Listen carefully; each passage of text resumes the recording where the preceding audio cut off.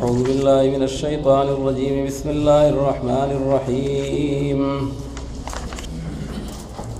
وأتموا الحج والعمرة لله فإن أحصرتم فما استيسر من الهدي ولا تحلقوا رؤوسكم حتى يبلغ الهدي محله. فأبواب البر کې چې کوم د نیکۍ احکام الله رب العالمین انسانیت ته او د قرآن حکیم سامعین ته ورکړي دي، یو باغی کې د حج او عمره چې الله تعالی فرمایي حجونه هم کوي عمره هم کوي، د الله رب العالمین د کور زیارتونه کوي د شریعت د آداب او د هغې د ضابطې مطابق. نو چونکې حج چې دی دا خو فریضه عمري ده، البته په ټولو خلقو مسلمانانو باندې فرض نه دی بلکې په صاحب استطاعت باندې فرض دی. ولله علی الناس حج البیت من استطاع الیه سبیلا، ذات او راحله په هغې باندې قادر دی. او بیا د هغې خپل قسمونه دي، حج افراد دی، حج قران دی، حج تمتع دی، وروستو د هغې څه تفصیل هم را روان دی. حج قران او حج تمتع په هغې کې الله تعالی اجازت ورکړی دی چې په یو سفر کې عمره مو کی او په هغې کې حج مو کی. خو که چېرې لاول عمره وکړي او ځان د احرام نه فارغ کړي بیا نوی احرام وتړي او حج وکړي نو دا حج تمتع دی. او که په یو احرام کې حج او عمره دواړه ادا کړي نو دې ته وایي قران. لکه قران معنا پیوسوالی او دم حج او عمره دواړه یو ځای کړل. په زمانه د جاهلیت کې داسې وه مشرکینو چې نور څومره د ځان نه چې کوم دی نو هغه یعنې رسمونه او رواجونه راوښکلي وو، نو یو په هغې کې دام وه چې دی به یې په اشهر حج کې عمره کول من افجر الفجور، دا ډېره لویه ګناه کبیره ده او دا غټ جرم دی. اسلام راغی، قرآن راغی، نو د خلقو اصلاح یې وکړه چې په اشهر حج کې عمره کول دا ګناه نه ده بلکې دا خو عبادت دی. البته دوه قسمه خلق دی، یو آفاقی خلق دی او یو چې کم دی نو هغه مقیم خلق دی مکی چې کم په میقات کې دن نه پاتې کېږي. نو الله فرمایي آفاقی سړی چې کم د پاکستان نه او د افغانستان نه او د دنیا د اطرافو نه راغلی دی نو ښکاره خبره دی خو هر وخت غریب نشي راتللی، دومره بلا خرچه ده او بلا وخت لګي او بلا پیسې لګي او ستړې ده. نو که دی په اشهر حج کې دنه دنه عمره ورسره کوي د حج قران په شکل کې یا د حج تمتع په شکل کې نو دا ګناه نه ده بلکې دا عبادت دی. ذلک لمن لم یکن اهله حاضر المسجد الحرام، چې د اهل مسجد حرام ته حاضر نه د کور د میقات نه بار دی. او که چېرې دی مکی دی او په میقات کې دنه دنه پاتې کېږي نو دی خو آیا روز عمره کولی شي، اوس نه بله میاشت کې به وکړي بله میاشت کې به وکړي بله میاشت کې به وکړي، نو د هغه دپاره هغه کراهت دی. ځکه چې که چېرې دا مقامي خلق دقه شانتې عمرې مسلسل کوي نو آفاقي خلقو ته خو بالکل د خپې د لګولو ځای پاتې نه شي. دې وجه نه دا قوانین شریعت اسلامي د هغې دپاره کړي دي. او حضرت تانوي رحمه الله فرمایي په دې کې موږ ته دا سبق میلاو شو چې یو هغه شاګردان دي چې هغه حاضر باش شاګردان دي، هر وخت استاد صاحب سره تپوس هم کولی شي، سبق او سوال هم کولی شي او د هغه نه خپل هغه تعلیم هم حاصلولی شي. او یو هغه نوارد طالب علم دی چې هغه د بار نه راغلی دی، یو مسلې تپوس کوي، هغه هم په طلب د علم کې راغلی دی. اوس چې کم ټایم کې هغه سړی راغلی دی هغه نوارد او هغه میلمه او هغه حاضر باش طالب علمان هغه د استاد نه چاپېره شي دا مسله څنګه ده او دا مسله څنګه ده او دا مسله څنګه ده، نو ښکاره خبره ده چې هغه سړي دلشکني به وشي. نو دوی له پکار دي چې هغه له موقع ورکړي. یو حاضر باش خو دغه دي مریدان دي چې د پیر صاحب سره په خانقاه کې یا ارد گرد پاتې کېږي او هر وخت د هغې ملاقات ممکن دی. او یو هغه میلمه مسترشد دی چې هغه پته نه لګي د کوم غرونو نه راغلی دی، نو دوی له پکار دي د مقامي خلقو له چې هغه ته لږه موقع ورکړي. بهرحال الله تعالی د هغې اجازت خو وکړو خو د آفاقي دپاره یې وکړو. نو یو خو حج دی او یو عمره ده، هغه هم زیارت دی د بیت الله شریف او طواف او سعی ده، لیکن په هغې کې د ټایم د هغې څه خصوصیت نشته. نو الله رب العالمین فرمایي چې حج کوئ او دارنګې چې کوم دی نو هغه عمره کوئ، دا هم یو ډېر د نیکۍ عمل دی. پیغمبر علیه السلام فرمایي الحج یغسل الذنوب کما یغسل الماء الدرن، دا حج د انسان ګناهونه د حاجي صاحب داسې ریجی او داسې چې کوم دی معاف کوي او ختموي لکه څنګه چې په اوبو سره د جامو نه خیرې ختم شي. او پیغمبر علیه السلام فرمایي چې کم سړی حج د بیت الله شریف ته لاړ ولم یرفث ولم یفسق، نه یې د ګناه څه عمل وکړو په خپل سفر کې او نه یې د بې حیایۍ څه حرکت وکړو، لکه چې هلته ګڼه ګوره ده، ښځې پکې ډېرې زیاتې دي او دکیل دی او منا کې او مزدلفه کې او عرفات کې هغې کې ډېر لوی ازدحام دی. نو هسې نه خدا نه خاصه شیطان هغه د باندې محنت وکړي او نیت او سوچ او فکر ورله خراب کړي، وسوسه ورته وغورځوي. دیو جن الله تعالی فلا رفث ولا فسوق ولا جدال فی الحج، حج لذي خو ګوره د اول نه دا قوانین ځان سره یاد کا. بې حیایي خو لویه خبره ده، د هغې خبره هم د خولې نه چته ونه باسي. نو وایي چې کله دنه رفث کړی دی، نه فسوق کړی دی او دی واپس د حج نه راغی، نو رجعه کیوم ولدته امه، دی کور ته داسې واپس راغی لکه کومه ورځ چې دی د مور نه پیدا شوی، بالکل طاهر او پاک، ګناهونه یې معاف وي. خو په شرط د دی چې دی هغه آداب او هغه ټول قواعد ملحوظ وساتي. حضرت مولانا عبدالرحمن جامی صاحب رحمه الله، شری جامی والا، چې دا ډېر لوی ولی الله او بزرګ و. نو هغه ته یو پیری خپل یو مرید وی حضرت ما ته خو یو مسله در پیش ده، وی څو؟ وی زه حج له چې نه وم تلی، نو الحمدلله ما به هر وخت داسې محسوسوله لکه د ما به د سر باندې چې داسې د نور یو چترۍ پرته ده، که زه پاسم او که زه کینم او که زه ګرځم او خلوت او جلوت کې زما په سر د نور یو چترۍ پرته ده، او ما ته داسې یو شرح صدر او اطمینان میلاو ده چې د هغې بیان نشم کولی. خو وی حج له لاړم، اوس چې واپس راغلی یم د الله شان ته ګوره هغه چترۍ مترۍ ختمه ده، هغه نور او هغه شرح صدر او هغه بیچینی کیفیت دی. نو حضرت جامی رحمه الله ورته وی اصل خبره دا وه چې کله حج له نه وې تلی، نو وی تا به ځان ګناهګار ګڼو، ځان به دې کمزوری ګڼو او ځان به دې ډېر عاجزه او ډېر ښکته ګڼو. نو الله تعالی خو تعالی دغه مقام در کړی و. اوس چې حج دې کړی معلومیږي داسې چې ځان ته سوی وسخه چې زم پکې حاجي صاحب شوم، تاکي یو لوی پیدا شوی دی او تکبر د پکې راغلی دی. نو د هغې د وجې نه هغه ټول چې کوم دی نو هغه انوارات د هغې نه بلکل محرومه شوي. نو لهذا چې داسې نه وي، هغه حج چې خالص د الله رب العالمین د رضا دپاره وي. او زمونږ یو بزرګ هغه فرمایي وي، یو صاحب میلمه شوی و هغه بزرګ،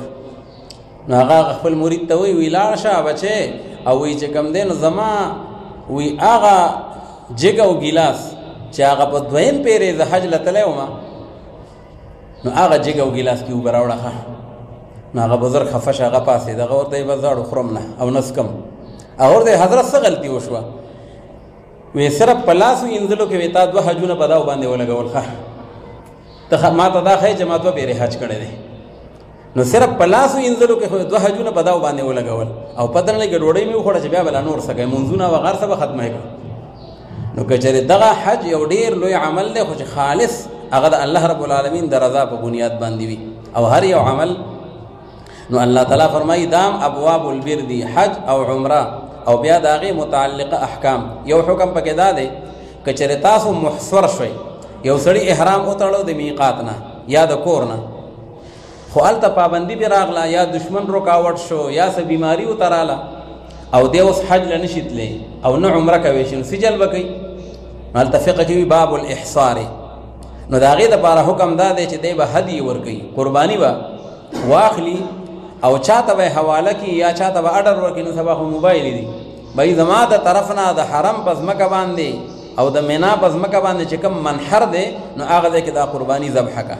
او چې کله ورته هغه اطلاع وکړي چې ستا د طرف نه ما قرباني ذبحه کړه، نو دی به ځان د احرام نه د هغې نه فارغ کړي. چې کومې پورې قرباني نه شوي، نو دی به ځان د احرام نه فارغوي، او بیا به دا کړي چې د دې حج یا د دې عمرې بیا به د دې وروستو قضا راوړي چې کله د بیمارۍ نه ښه شي یا کله هغه رکاوټ ختم شي. نو دا د احصار مسله ده. او بیا ورسره الله رب العالمین فرمایي چې کله تاسو د احرام په حالت کې نو ګوره سر به خرئ نه، لکه پیغمبر علیه السلام فرمایي الحاجو حاجي سړی چې دی الشعث الطفل، وی دا پراګنده ویښتو والا دی او خیرن خچن دی. حاجي به ځان پاکۍ را پاکۍ نه، نه ویښتو نه نګونه نه څو نه څو، بس دی د یو الله په مینه باندې مست دی، لبیک اللهم لبیک، دغه ترانه به د په ژبه باندې وي. نو که دی ولګېد او سر یې چاته وخریو یا یې چې کوم دی نو هغه یې ګیره وخریله، اخواسي ګناه ده،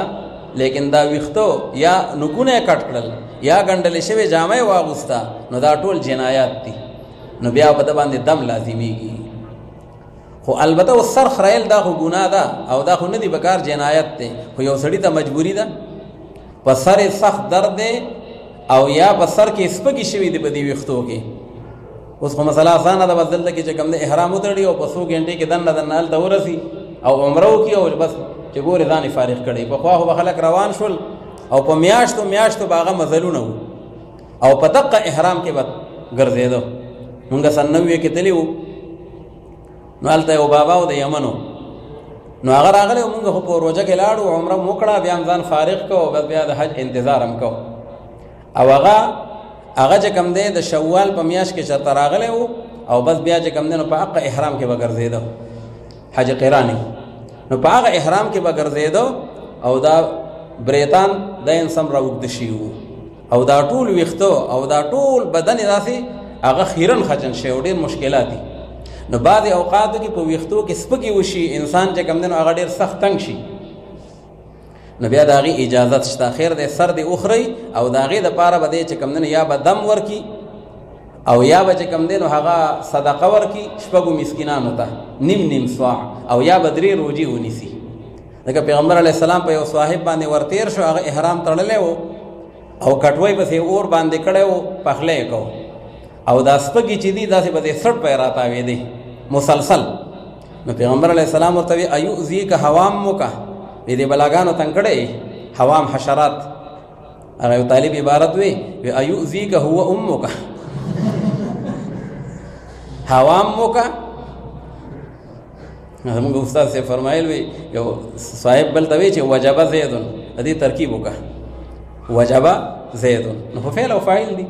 نو هغه طالب وی چې وجب او حرف عاطف او جب فعل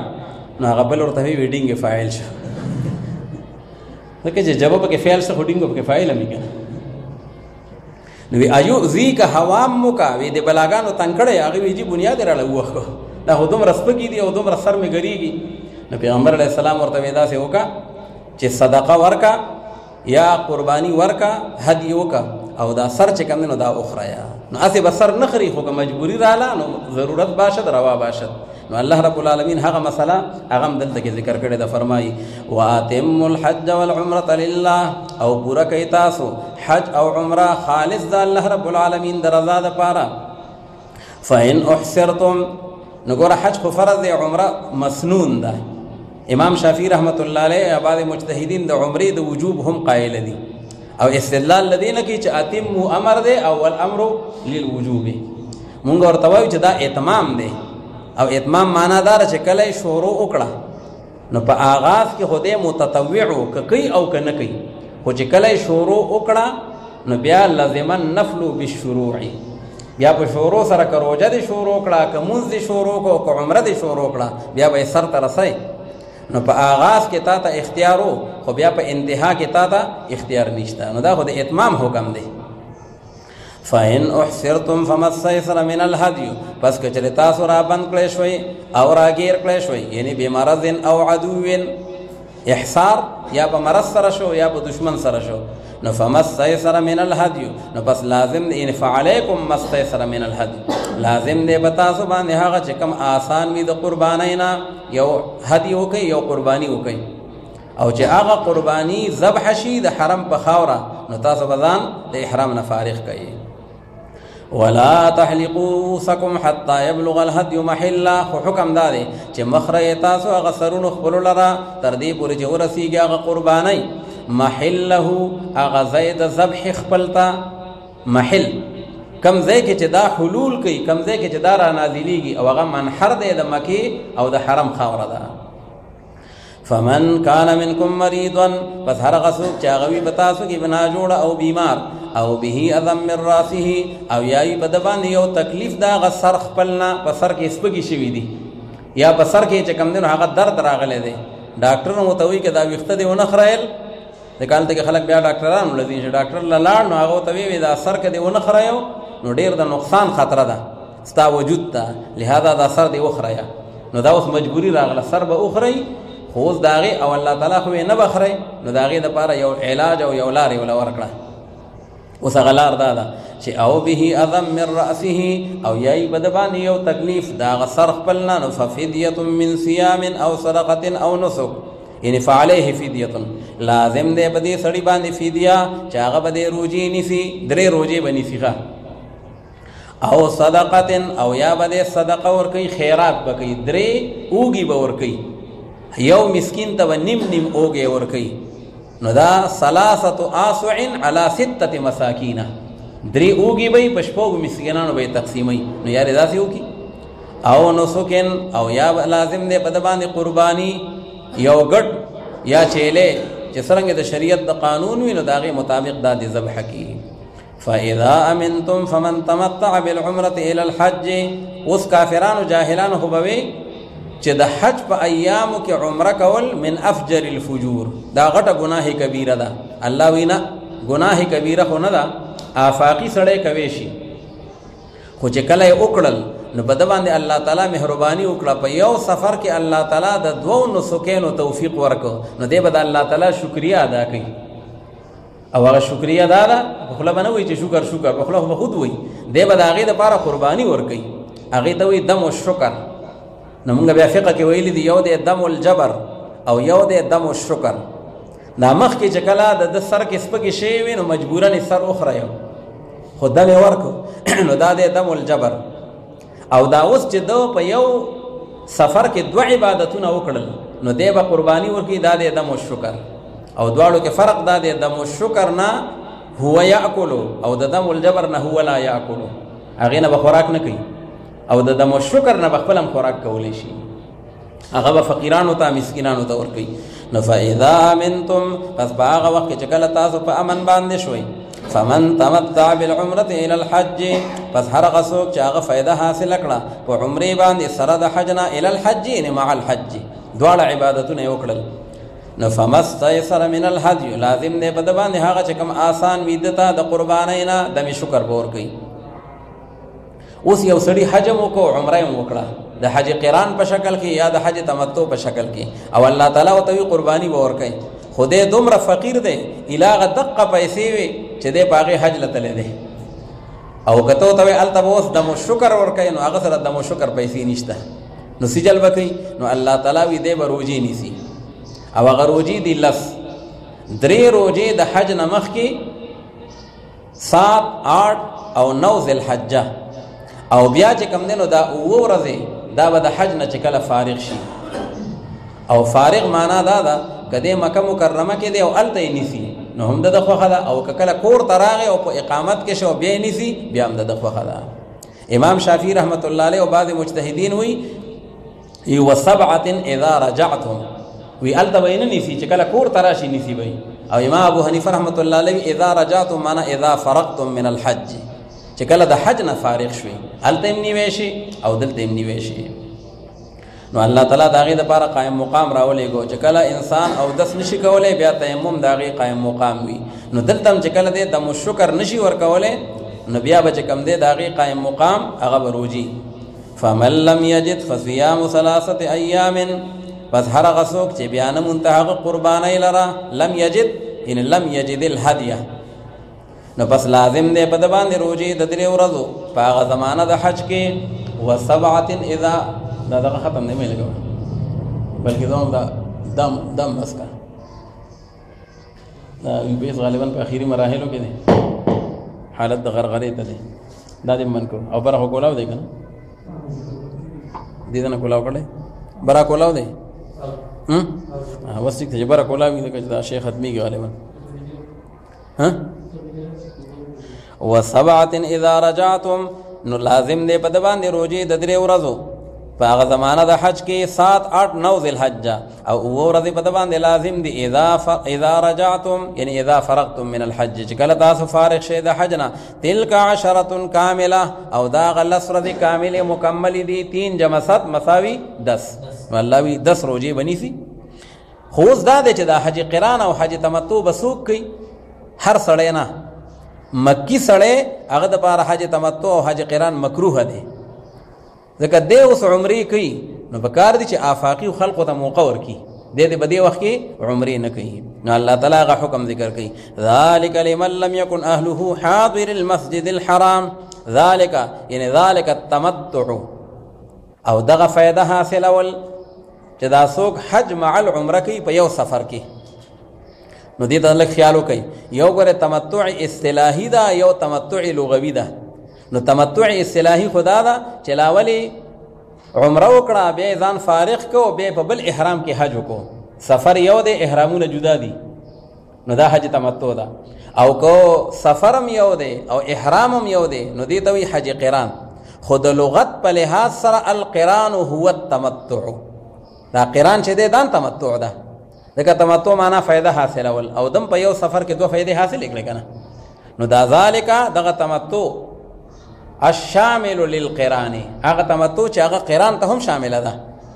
نو دا تمتع بسوک کی دا قران بسوک کی. ذالک لمن لم يكن اهله او دغه تمتع یعنی فائدہ حاصل اول جهه چا د پاره دي چې نوی هغه اهل عیال ده حاضر المسجد الحرام حاضر مسجد حرام ته. نو حاضر مسجد حرام ته معنا په میقات کې دن نه دي بلکې د میقات نه بار دی د افغانستان نه راغله دی یا د پاکستان نه راغله دی. نو بیا کده حج تمتع کوي یا حج قران کوي نو کوي دي او مکی سړی باندې کوي هغه د پاره دا مکروه ده. واتقوا الله او ويريږي تاسو د الله رب العالمین نو مطلقاً د الله نه ويريږي او من الجنایه فی الحرم ور په حرم کې جنایت اون کوي. دغه دلته موږ حاجیان او مسلمانان وایو په بیت الله شریف کې یو مونږ یو پلاک دی خو بیا کال ته غیبتونه شروع کړل نو هغه به یو پلاکی او کال ته اغلا وکړه ځکه چې حالت کې بعد خلکو جیب کتره حالت کې چې کم دي نو هغه دغه راغسي دي او خلکو نجیبونه کټ کوي. هغه په ملتزم ولاړ دی د خپل رب سره مناجات کوي او د نشاته جیب کټ کوي. ښه نو بیا غلاګان هم یو پلاکی. نو الله تعالی فرمایي ګوره جنایت فی الحرم دا غي نزان بچ کوي. دې وجه نه یو مسله ده قران پاک کې په سورۃ الحج کې مونږ تاسو لراشي چې ومن يرد فيه بالحاد بظلم نذقه من عذاب الیم. ومن يرد او هر غسوک چې اراده وکي په دې حرم کې بالحاد د ګناه کولو کوک شو بیلار شو په حرم کې جبه کګکړه یا سترګې کګې کړې او یا لاس غلط استعمال کړل نو الله تعالی عذاب الیم سره به مخکم. نو علما فرمایي وې د حرم نه بار خو قانون دا دی چې چا د نیکی اراده وکړه نو یو نیکی او تولی کله شو او چې بیا غ نیکی وکړه نو کم از کم من جاء بالحسنه فله 10 امثالها 10 گنا اجر وتملوي د حرم نه بار او چې د حرم نه بار چا د ګناه اراده وکړه نو هغه نه لیکلېږي دغه چې هغه یو کاتب الحسنات ته او بل کاتب السیئات ته. نو چې کله د ګناه اراده وکي نو هغه کاتب السیئات قلم راواخلی ښه چې دا اراده وللیکم. دغه تبلیغ والا چې کله تشکیلونه کوي نو قلم دغه سره چې څوک اراده کوي نو لیکي ښه. نو دا کاتب السیئات چې دا انسان د ګناه اراده وکي او دا ځان له مسله ده چې فرشته خو عالم الغیب نه ده هغه د په اراده څنګه پوه شو چې د نیکی اراده وکړه یا د ګناه اراده وکړه خاصر کې غلط استعمالول شروع کول غواړي بد نظرۍ ته خیال دی او یا بد عملۍ ته نو دا انسان چې کله یو د ګناه یا د نیکی اراده کوي نو چې د نیکی اراده وکړي دنه یو خوشبوئی روانه شي او بیا چې بیلی ځان لګوي دی او د ګلاب ځان لګوي دی هر ګلې را رنگ بوې دی ګرس هغه فرشتي پوه شي دی انسان د نیکی یا د مونږ یا د تلاوت یا د رښتیا ویلو اراده وکړه هغه خوشبوئی د دنیا روانه شي او چې د ګناه اراده وکړي نو دنه یو بدبو روانه شي. بیا د هرې ګناه خپل بدبو ده دنیا کې موږ تاسو ګورو کله خراب سالنی دا غي خپل شم کله موږ لکه لختی بوی شروع کړی نو دا غي بیا خپل بوی دی او کله بول و براز دا غي بیا خپل نجاستونه دي نو دا ګناهونه هم د قشان دي. نو فرشته پوه شي غا دي سړی اراده خرابې دي دې سړی عزم خراب دي نو هغه بس قلم کاغذ را واخلي نو دا کاتب الحسنات چې دای منیټر ده نو هغه ورته وی لا تکتب لا ملکه لعله يتوب شاید د خدای دا بنده توبهګار شي. نو دلته کې د ګناه اراده ونه لیکل شي خو که دی په مکه نه یو خامخا هغه ګناه والا عمل وکړي نو یو په یو باندې وړولي کېږي. او په حرم کې هغه داسې مبارکه خاوره ده چې هلته کې د ګناه اراده وکړه نو ومن یرد فیه بالحاد بظلم نذقه من عذاب الیم، په هغې باندې وعید شدید راغلی دی. نو الله تعالی واتقوا الله عن الجنایة فی الحرم، په حرم کې د لاسو د خپو د سترګو د هغې ګوره غلط استعمال ونه کوي. واعلموا ان الله شدید العقاب، او پوه شئ تاسو چې په تحقیق سره الله رب العالمین چې د هغه سخت سزا ورکوونکی دی. الحج اشهر معلومات، یعنی وقت الحج مضاف پکې مقدر دی. هغه کوم حج چې د هغې بیان دی د هغې نور احکام دي چې زمانه د حج چې ده نو دا هغه میاشتې معلومې دي، شوال، ذوالقعده او لس ورځې د ذوالحجې، دې ته وایي اشهر حج. په دې معنا سره چې احرام تړي نو په دې میاشتو کې به یې تړي، د دې نه مخکې نه. فمن فرض فيهن الحج، بس هر هغه څوک چې هغه فرض که په خپل ځان باندې فرضه یعنی علی نفسه حج لره نو فلا رفث ولا فسوق ولا جدال فی الحج، نو بس نه به کوي دی ګناه. رفث جماع ته ویلی کېږي او د هغې ټول مقدمات، که هغه لمس بالید دی او که هغه چې کوم دی تقبیل دی او که هغه نور چې کوم دی نو هغه مقدمات دي، دا ټول بند دي. نو رفث هغې ته وي. او فسوق وي ګناه ته، لکه غلا کول شو یا بل بدعهدي خیانت کول شو. او جدال ویلی کېږي جنگ ته. علما وایي دا درې واړه خصوصیت سره ذکر کړل، ځکه چې د جنگ د حج او د هغې چې کوم دی په ماحول کې د درې واړو خبرو د دې احتمالات ډېر زیات دي، ځکه چې په حج کې ګڼه ګوره ده او په هغې کې ښځې سړي بعضې اوقاتو کې اختلاط پکې ډېر زیات راځي. نو هسې نه چې دا انسان بدنظري وکړي یا څه داسې قبیحه حرکت د ده نه وشي. او بله دا ده چې ملک چې کوم دی نو په هغې کې ګڼه ګوره وي، نو بعضې اوقاتو کې د خلقو نه بټوې ارتاوي شي، د چا نه سار تاو شي، د چا نه سار تاو شي یا پاتې شي. نو هسې نه چې زړه یې ورته خراب شي وي راشه راواخله، یا موبایل یې ولید وي راشه راواخله، نه ولا فسوقه. او جدال په هغې باندې پابندي ده، ځکه چې اکثر په حج کې دا مسلې هم ډېرې زیاتې راځي. کله بلډینګانو والا سره غویمه جوړه شوه، سیجن دی زمونږ اے سی خراب دی او ته یې راته ټیکوې نه، پیسې در نه ښه یو په لس اخیستي دي. او کله بیا ډرایور سره په غویمه باندې اړام شي. وګوره ته ولاړې وختي راسي او مونږ دغه شانتې چې کوم دی نو هغه ټایم دی راله خراب کړو، مونږ ارام ونه کړو، نو دا مسلې پکې ډېرې زیاتې راځي. نو الله تعالی ورته مخکې نه وي ولا جدال فی الحج، جنګ به نه کوئ ښه. او اکثر د حاجیان صاحبان داسې لکه د طالبانو په شان دي. نو هلته وایي ښه ته ټوله ورځ په حرم کې ناست دی او لوښي ما ووینځل او دا چل مې وکړو، ډوډۍ مې راوړې او تیاره مې کړه، وایي د دغه شانتې تیاره لې رالې ښه لکه طالبانو کې چې یاره ما لوښي وینځل او تا خپل نمبر نه دی کړی. نو بیا یو بل سره توت کو مې شروع شي. نو الله تعالی وایي دغه ځای بره د دې نه دی. نو اول نه یې پابندي ولګوله. الله تعالی فرمایي چې فلا رفث ولا فسوق ولا جدال فی الحج. نو دلته کې وی النفی بمعنى النهي، هسې خو د نفي لا رفث معنا لا ترفثوا ولا فسوق یعنی ولا تفسقوا ولا جدال ولا تجادلوا. نفي په معنا د نهي سره ده. او اصول فقه او نور الانوار وی چې کله نفي په معنا د نهي سره شي نو په دې کې کمال ډېر زیاتی او په دې کې مبالغه ډېره زیاتی. ته یو سړي ته وایي اوبه مسکه، لکه روژه ده که نه، اوبه مسکه لا تشرب. او یو سړي ته وایي لا تشربو، ته اوبه نسکې، نفي ده. نو مبالغه په لا تشربو کې ډېره زیاته ده، ځکه لا تشرب معنا خو دا ده چې اوبه مسکه یعنې ته یې سکې شي خو مه اسکا. او لا تشربو معنا ته اوبه نسکې، یعنې گویا کې بس ما ته علم دی چې یاره تا به دې خبره باندې عمل کړی دی. نو په دې کې مبالغه ډېره زیاته شوه. نو دې وجه کې الله رب العالمین صیغې د نفي راوړي دي او په معنا د نهي سره دي. نو فلا رفث، نو نه به تاسو کار د بې حیایۍ کوئ او نه به کار د ګناه کوئ او نه به تاسو جګړه کوئ په هغه حج کې. وما تفعلوا من خیر یعلمه الله، او هغه چې تاسو یو کار وکئ د نیکۍ نو عالم دی په هغې باندې الله رب العالمین. وتزودوا فإن خیر الزاد التقوى. اوس بعضې خلقو به داسې کار کو لکه د یمن خلقو یا نورو بعضو، نو حج له به لاړل، ځان سره به یې توخه نه وړه، ضروریات به یې ځان سره نه وړل. څه به یې ویل نحن المتوکلون، مونږ متوکلین یو ښه. نو بیا به هلته یو ته لاس نیسه او کله داسې خبرې کوه چې د هغې مطلب دی چې ګینې یاره ماله سره کوي. صراحتاً به نه وي خو کنایتاً به وي. الله تعالی فرمایي چې نه ځان سره توخه د مخکې نه واخلئ وتزودوا فإن خير الزاد التقوى بهترینه توخه دا ده التقوى عن السوال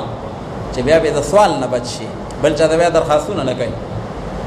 وتزودوا فإن خير الزاد التقوى او ځان سره توخه واخلئ تاسو دغه بهترینه توخه چې ده التقوى عن السوال هغه ځان بچ کول دي د سوال نه. واتقوني يا اولي الالباب اصل کې دی واتقوني او ویریږي تاسو زمانہ اے خاوندانو د عقلونو.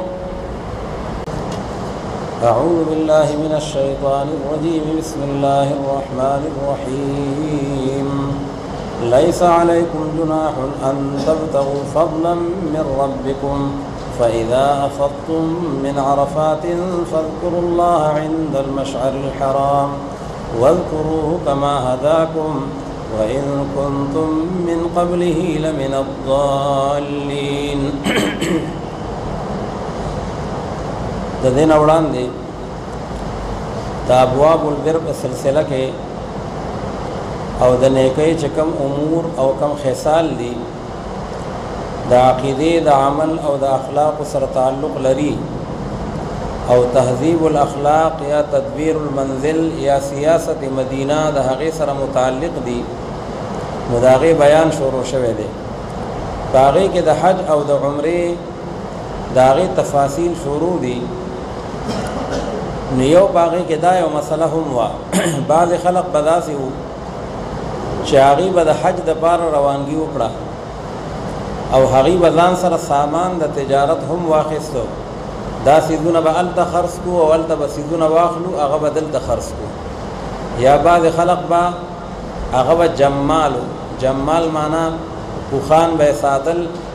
نو دا اوښان او دا حیوانات به بوزم په دې باندې به خلقو له بارونه او پیټي او سامانونه وړم راوړم. لکه موجوده وخت کې خو جمل نه دی خو ګاډي دي. نو دا ګاډی به بوزم نو حج به پکې حج وکړم او هلته به څوک د مینا نه عرفات ته او څوک د عرفات نه مزدلفې ته او څوک د مکې نه مدینې ته. نو زه به پکې دا خپل اخراجات هم پوره کړم. نو مقصوده او دوه دي سوده نو دواړه کاره به وشي. نو بعض خلقو په دې کې اشتباه وه چې کېدی شي دا خبره به چې کوم دی د ثواب سره منافي وي او دا خبره به جایز نه وي. نو الله رب العالمین دا آیت مبارکه راولېږي چې په دې کې څه ګناه نشته که یو انسان حج هم کوي عمره هم کوي او ورسره خپل کاروبار هم کوي. په دې کې شرعاً څه پابندي نشته. موجوده وخت کې دا ده که یو سړی حج لذي نو دی به دې نه سامان نه وړي او هلته نه به داسې نه کوي. د هغې خپل یو لیمټ دی.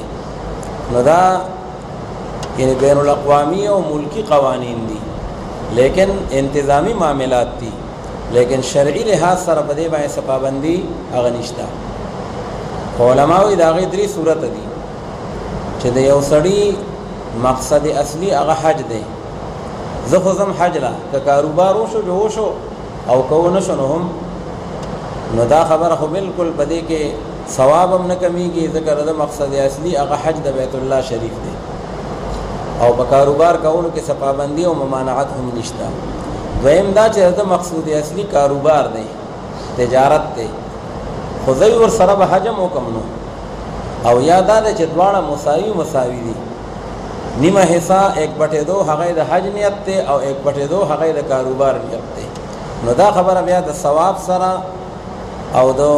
نیکۍ د ارادې سره دا د هغې سره منافي په دې معنا ده چې د ثواب نیمګړی شو ځکه نیت د کاروبار برابر دی او یې د هغې زیات دی. اگر چې حج وکړو نو غاړه بیا هم خلاصه شوه. که حج په ده باندې فرض و نو هغه فرض حج هم وشو خو دومره ده چې مسلمان دپاره په داسې عظیم سفر کې خالص د بیت الله شریف د زیارت او د حج او د عمرې د هغې نیت پکار دی او نور پابندي په دې کې نشته. نو یو خو د هغه سوال جواب دی او د هغه شبهې د هغې ازاله ده. او دویم الله رب العالمین فرمایي چې کله تاسو عرفات ته لاړئ ځکه دا 15 ورځې دا د حج دي 8 9 10 او 11 12 د ذوالحجې دا 15 تاریخونه دا د حج ورځې دي. په 8 تاریخ باندې حاجیان صاحبان هغې مینا ته لاړ شي او چې مینا تلاړ شي نو د ماسپخین د مازیګر د ماښام د ماخوستن او د سحر منځونه دا شپه هم هلته کې وشي نو دا پنځه منځونه په مینا کې وکړي دا مسنون عمل دی که چا ونه کړل یا مینا ته لا نړو بلکې دی د مکې مکرمې نه سیده عرفات ته لاړ ویره مینا کې به په ټینټونو کې او په خیمو کې څوک وخت تېروي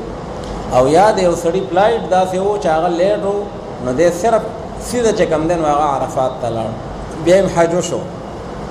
ځکه مینا کې پاتې کېدل او دا پنځه منځونه کول او یا دا شواروز هلته کې تېرول نو دا مسنون عمل دی په دې کې فریضه یا واجب امر د حج یا مناسک پکې نشته خو دومره ته چې ثواب یې کم شي ځکه رسول الله صلی الله علیه وسلم هغه په مینا کې دغه ورځ او دغه شواروز تېره کړې ده بیا چې کله 9 تاریخ شو او د سحر مونځ په مینا کې وکړو نو اوس به ځي عرفات ته چې کله عرفات ته لاړ شي نو په عرفات کې هغه رکن اعظم چې هغې ته وایي وقوف د عرفات پیغمبر علیه السلام فرمایي الحج العرفه حج چې دی نو دا د عرفې د وقوف نه عبارت دی او که دغه رکن اعظم د چا نه فوت شو نو بس د هغه حج لاړ نو دی به لاړ شي عرفات ته په عرفات کې د ماسپخین او د مازدیګر منځونه دواړه په یو وخت کې وکړي د ماسپخین په وخت کې او دې ته وایي جمع تقدیم مازدیګر د خپل وخت نه رامخکې شه او ماسپخین کې ادا کړو او بیا د هغې نه پس به وقوف شروع شي وقوف معنا ده چې اکثریت حصه دی به ولاړي او که ستړی شي نو کېناستی هم شي سملاستی هم شي خو اکثریت حصه به ولاړي ځکه رسول الله صلی الله علیه وسلم ولاړو دې ځکه وقوف وي او په عبادات کې په جړاګانو کې په مناجات کې او په تضرع او انابت الی الله کې لنفسه ولعیاله د امت مسلمه دپاره د هغې دپاره به دی دعاګانې غواړي چې کله ماښام نور پرېوته نو د هغې نه پس به دوی چې کوم دی نو هغه را روانېږي خو د ماښام مونځ به نه کوي نور پرېوته نو دوی به واپس شي واپس به د عرفات نه راځي مزدلفې ته خو د ماښام او د ماخوستن منځونه چې کله مزدلفې ته راورسي نو هلته په مزدلفه کې به جمع وکړي دې ته وایي جمع تاخیره ماښام به د خپل وخت نه وروستو شي او د ماخوستن سره به یو ځای ادا شي او دا شپه چې ده نو دا مزدلفه کې تېره کړي که لږه پاتې وه که ډېره پاتې وه چې کله سحر مونځ شو وختي په تیاره کې د احنافو په نسبت باندې دقه یو مونځ دی چې دا په غلس کې کېږي او شوافی یا نور ائمه هغه نور منځونه هم په غلس کې وي او په تیاره کې وي نو چې کله تیاره کې د سحر منځ کو نو د هغې نه پس به وقوف شروع شي دا وقوف د مزدلفې دی دا واجب دی وقوف د عرفات فرض و په هغې سره حج خرابېږي په پرېښودو سره او وقوف د مزدلفې واجب دی په ترک د هغې سره دم لازمیږي نو بیا به دعاګانې کوي ځان له او مناجات کې او مشغوله وي او چې کله نور راوخیږي نو د هغې نه پس دا اوس 10 د ذوالحجې دی او دا په ټولو کې د حاجیانو صاحبانو دپاره مصروف ترین ورځ ده او په دې ورځ باندې به دی 4 مناسک ادا کوي په یو ورځ باندې رمی به کوي د جمر عقبې بیا به نحر کوي قرباني به کوي بیا به حلق کوي هغه قرباني دار چا خپل خپلوي که څوک قارن دی یا متمتع دی نو هغه به دم شکر کوي او که څوک د خپله قرباني کوي څنګه چې مونږ دلته کلي کې قرباني کوو نو هغه نه حرم دی د هغې نه پس بیا دی حلق سر بخري سر خریل یا وړوکې کول خو دا خریل چې دي د افضل دي او دا وړوکې کول چې دي نو هدایه کې وایي وفي التقصیر نوع من التقصیر په دې تقصیر کې او په دې سر وړوکې کولو کې یو قسم په دې کې تقصیر دی یعنې په دې سره ثواب کم شي او بیا 4م عمل بکی طواف چې هغې ته وایي طواف افاضه یا طواف زیارت یا طواف الفرض او دې 4 کې ترتیب د امام ابو حنیفه رحمت الله علیه په نسبت باندې دا لازم دی لکه ډېر څیزونه هلته کې داسې په بینک باندې قرباني کوي نن سبا نو بیا سړي ته پته ونه لګي اگر چې هغې غټیمونه ورکوي خو بهرحال د هغې د مفتیانو نه چې تپوس وکړي او څوک ورله لاړ شي چې یاره ما دا کار نو کړی دا بل مې مخکې وکړو هغه مخکې مې وروسته وکړو هغه ته افعل ولا حرج وایي کوه او څه ګناه نشته او زمونږ امام ابو حنیفه رحمت الله علیه په نسبت باندې هغه ترتیب لازمي دی او دا ترتیب بعد وخت کې سړی نه هیر شي. اساتذه کرام وی کدا لفظ سړی ته یادي نو بیا به ترتیب چرته سړی نه هیر کیږي. هغه لفظ دی رنحت، را رمی، نون نحر، او حا حلق، او طوا طواف. رنحت نو چې رنحت چاته یاد دی نو هغه خپل ټول ترتیب د لسم تاریخ هغه یاد شي. نو چې کله طواف زیارت نه فارغ شي نو بیا به د مکې مکرمه نه واپس راشي مینا ته. دا ټول تفسیر قرآن حکیم بیانوي. بیا به د مینا ته راشي نو یو لسم تاریخ د ذوالحجې په هغې به د رمي د جمراتو کوي. خو پرونی یو جمره ایستلې وه او نن به درې واړه جمرې ولي، اولا، وسطا او عقبه. او بس هلته به نور ناست دي او اذکار به کوي، عبادات به کوي، او چې کوم دی نو د الله تعالی بړایي به بیانوي. او بیا دولسم د ذوالحجې په هغې به بیا درې واړه شیطانان وولي. او دیارلسم تاریخ چې دی نو په هغې کې اجازت دی. که څوک وایي چې ربه زما فلایټ دی او ما سره ټیم نشته نو الله تعالی وایي ځي بس ګناه یې نشته، یا مدینې ته ځي یا وطن ته واپس کېږي. خو که څوک په دغه شپه باندې ایثار شه او دا شپه په ده باندې په مینا کې راغله نو بیا به خامخا سار له دې شیطانان بیا ولي. په دیارلسم تاریخ باندې درې واړه شیطانان. خو دومره ده چې په نورو ورځو باندې به یې ولي بعد الزوال، او په دې آخري دیارلسم تاریخ باندې اجازت شته چې دی وولي قبل الزوال. هغه دی وولي او بیا دی ځي. نو بهرحال په دې سره د حج هغه اعمال او د هغې هغه مناسک او د هغې هغه ترتیب الله رب العالمین دا نمبروار هغه سلسله ذکر کوي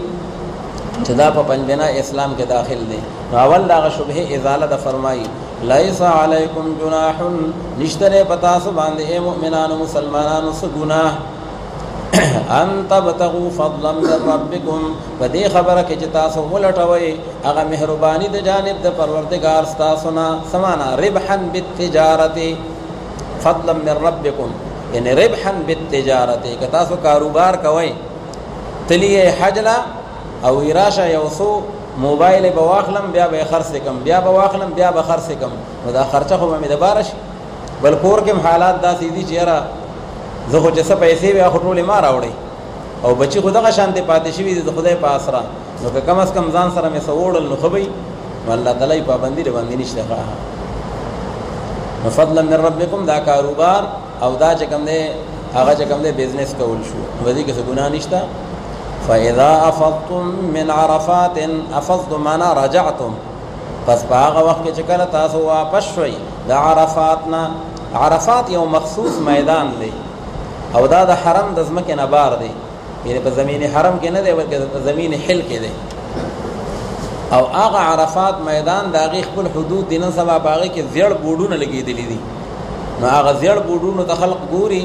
د هغې نه دنه دا عرفات دی او د هغې نه بار بیا د عرفات د میدان نه بار دی. نو دا وقوف چې کېږي نو دا په دې عرفات په دې میدان کې دنه کېږي. هلته کې یو پل دی او هغه وادي نعمان چې مشهور میدان دی او هغه ځای دی چې په کوم ځای کې رسو را روان دي. نهمه سپاره کې وَإِذْ أَخَذَ رَبُّكَ مِنْ بَنِي آدَمَ مِنْ ظُهُورِهِمْ ذُرِّيَّتَهُمْ وَأَشْهَدَهُمْ عَلَىٰ أَنفُسِهِمْ أَلَسْتُ بِرَبِّكُمْ قَالُوا بَلَىٰ. دا د ازل دا عهد چې اخیستلی شوی و په عالم ارواح کې نو دا په دغه وادي نعمان کې د یو قول مطابق اخیستلی شوی دی. نو هغه پل چې دی د هغې نه هغه وادي نعمان او بیا د عرفات هغه میدان د هغې هغه امتیاز راځي. نو چونکې ګرمي وي او هلته کې خلق هم ډېر تنګ شوي وي او سخت چې کوم دی نو ریګستان دی او د هغه ځای ګرمي اخو مثالي ده. نو ډېر خلق بیا راشي د هغه پل لاندې ناست دي په سوري باندې. او خاص کر بیا جمعات چې کوم دی د عرفات مسجد نمیره نو د هغې نیمه حصه د عرفات په میدان کې په حدودو کې دننه ده او نیمه حصه دا د عرفات د میدان نه بار ده. نو اگر چې هغې بورډونه لګولي دي خو زمونږ ډېر پاکستانیان او د افغانان او د ځانستاني خلک نو دا لاړ شي د هغه پل لاندې ناست دي. حالانکې هغه ته خو واضحه ده چې یاره زه د هغه بورډ نه بار یم. نو دوی هلته کې هغه ټوله ورځ نو که د ماسپښین نه واخلې تر د ماښامه پورې هغه ټول وخت یې دقه هلته کې تېر کړ او د عرفات حدودو ته رادیخ ونه نه شو نو بطل حجه د حج باطل شو. ځکه چې د عرفات وقوف فرض دی خو د عرفات په خاوره باندې فرض دی او دی خو بار پاتې شو. نو عرفات دغه میدان ته ویل کیږي او دا عرفات لفظ چې دی وې دا منصرف دی بظاهر خدا معلومی چې دا غیر منصرف دی ځکه عالمیت ته او بل پکې تانیث وې دا تا چې دا لیست للتانیث دا تا تانیثی نه ده نه بیا صرف یو سبب پاتې کیږي عالمیت او یاد ویم وجه پکې دام ده چې اسماء د بلادو یا اسماء چې کوم دی د امکنو نو دا یذکر و یؤنث که په تعویل د بقعتون سره شي میاخان مردان بنیر مکه مدینه که په تعویل د بقعتون سره شو نو دا مؤنث دي او که په تعویل د مکانون سره شو دا بیا مذکر دي نو عرفات کې کله تعویل د مکان وشي او د یو موضعون وشي نو دا بیا تانیث پکې نشته بیا مذکر دی نو صرف یو سبب پکې پاتې شي عالمیت باقی عرفات ولي وي نو یا خو ځکه چې بندگان په دغه میدان کې د خپل رب سره تعارف او د خپل رب معرفت حاصلي الله کې الله ته جاړي او د الله نه دعاګانې غواړي او هر کمزور نه کمزور مسلمان ګناهګار نه ګناهګار مسلمان هغه دا محسوسي چې واقعي د تجلیات او د انوارات او برکات یو ځای دی او یاد ده چې آدم علیه السلام او حوا بیبي هغه چې د یو بل نورکو آدم علیه السلام سرندیب کې او حوا بیبي جده کې راکوزه شو نو بیا ګرځیدل نو د عرفات په ډیرې باندې یو بل سره بیا ملاقات او تعارف شوه دی ځکه ته عرفات ویل کیږي نو الله تعالی فرمایي چې کله تاسو حاجیان عرفات تلاړئ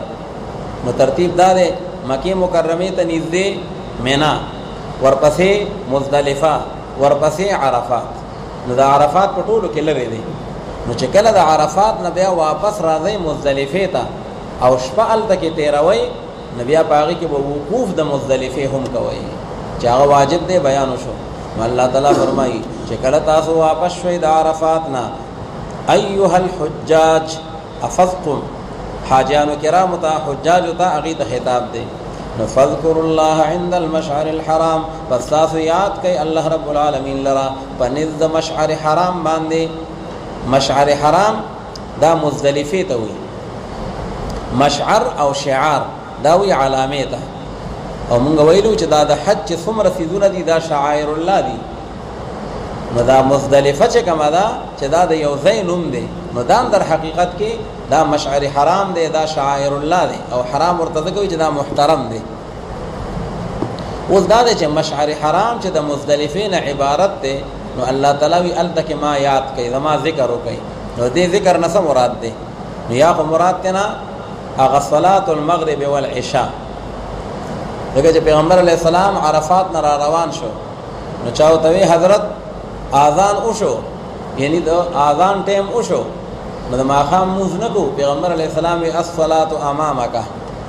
وی موستانه مخ کې روان دی ښا معنا دار جال ته مزدلفه ته ورسونه بیا بکو او دینه دا معلومه شولا چې عقل دا حاکم نه دی ښا حاکم چې دی هغه شرع ده او عقل د بعضی سيزونو ادراک کوي شي د بعضو بنشي کولای دلته کې مونږ ته حکم داده ماخام به د ماخام په وخت کې کوي ماخوستن به د ماخوستن په وخت کې کوي او که عدل بدل دکړو نو پیغمبر علی السلام وی چا چې یوم بلا وجه رستو کو او قضای کو نو فقد اتا بابا من ابواب الكبائر د ګناه کبیره په دروازه ور داخل شو او الته کې حکم داده حاجیانو ته چې د ماخام ټیم دی خو ماخام بنه کوي قصدن عمدن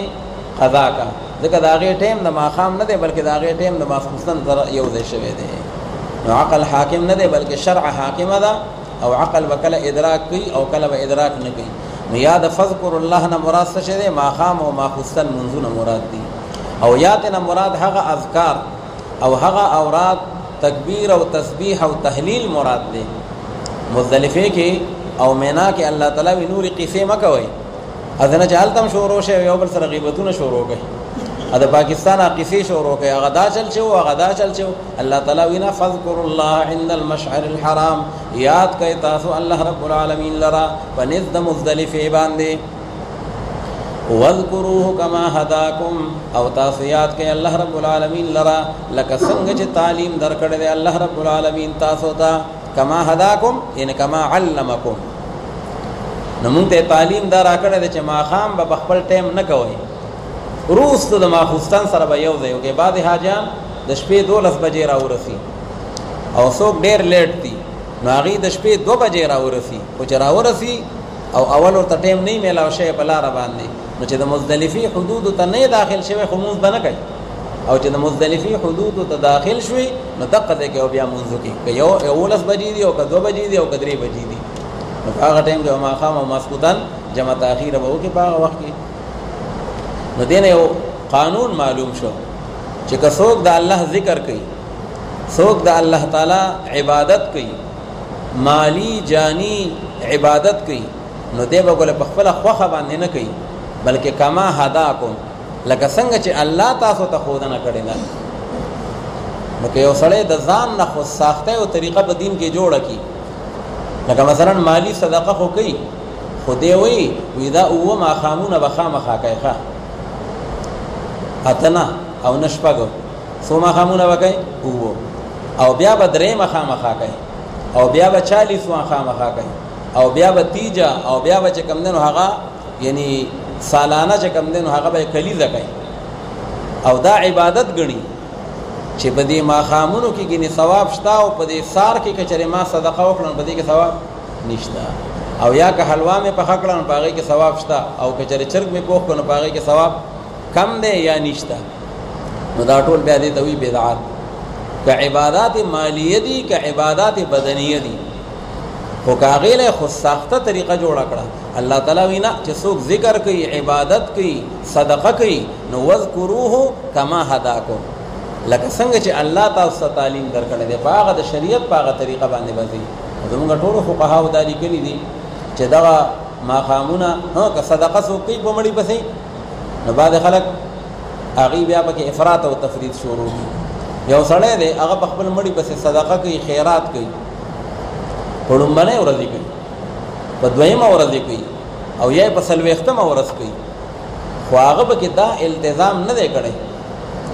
چې ګینې یاره په دې ورځ باندې ثواب ډېر دی په نورو ورځو کم دی یا ګینې نن کېږي او په نورو ورځو باندې نه کېږي خو بس یو نفلي صدقه ده بس کوم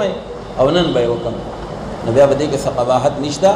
دا بیا صدقه ده او صدقې چې کوم اجرونه دي ثوابونه دي او ځینې خلک وایي نه وایي د مړي په کور کې لوګی حرام دی دا ځان نه خبرې دي د مړي په کور کې لوګی حرام دی نو که مثال په طور باندې شریعت خو وایي چې دوی له به آس پاس چې کوم برادري ده نو به دوی غم دی نو دوی له د انتظام وکړي خو هسې مثال دی که چا ونه کړه برادرۍ والا نو دوی به اوس 3 ورځې وږي ته کېناستي ځکه لوګی حرام دی هېڅ شی به نه پخوي نه به چیس کي نه به ډوډۍ خوري نو دا بالکل د اسلام د روح نه منافي خبره ده د ضیافت خوراک په 3 ورځې کې دا د مړي په کور کې دا مکروه دی ځکه چې ضیافت میلمستیا ته وایي او دا د سرور علامه ده د خوشحالۍ او په هغې باندې خو غم دی